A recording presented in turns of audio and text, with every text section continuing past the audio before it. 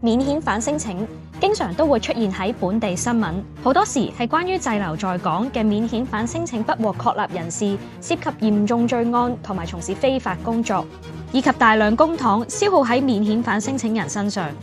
其實早於1992年起，聯合國嘅禁止酷刑和其他殘忍、不人道或有辱人格的待遇或處罰公約已經適用於香港。終審法院亦分別就2宗司法覆核案件裁定，入境處喺執行遣送前，必須就香港人權法案嘅相關條文，以及參照1951年關於難民地位的公約嘅免遣返原則，對迫害風險作出審核，為落實終審法院嘅裁決同提升遣送免遣返聲請不獲確立人士嘅效率。特區政府由2014年起實施統一審核機制，截至2026年1月，入境處已經就超過29,100宗聲請個案作出決定，而處理每宗聲請嘅時間由早期約25個星期，大幅縮減至現時平均約10個星期。2025年全年遣返嘅人數達到2,613人，比2024年增加接近18%。除咗加快遣送，入境處執法部亦積極採取行動，嚴厲打擊黑工，減低佢哋來港嘅經濟誘因。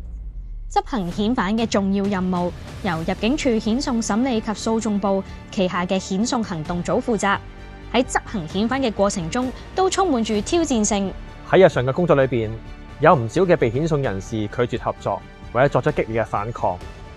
為咗順利將佢哋送翻去自己嘅國家，我同我嘅隊員會作出登機押解遣返行動，強制將佢哋送翻去自己嘅原居地。飛機降落之後，我會將佢哋移交俾當地嘅政府機關。我自己曾經參與過5次嘅登機押解遣返行動，去過孟加拉、越南等嘅國家執行任務。而家諗翻起，每一次嘅任務嘅風險都大有唔同。有一啲被遣送人士情緒激動，會作出肢體嘅反抗，甚至乎有一啲會作出自殘嘅行為。對於一啲冇直航嘅國家，遣送嘅工作就變得更為困難。好似巴基斯坦咁，我哋需要經過中轉機場轉機。喺舊年嘅11月，我哋組別破天荒首次利用特別專機，一次過將6名嘅巴基斯坦籍人士遣送翻去巴基斯坦，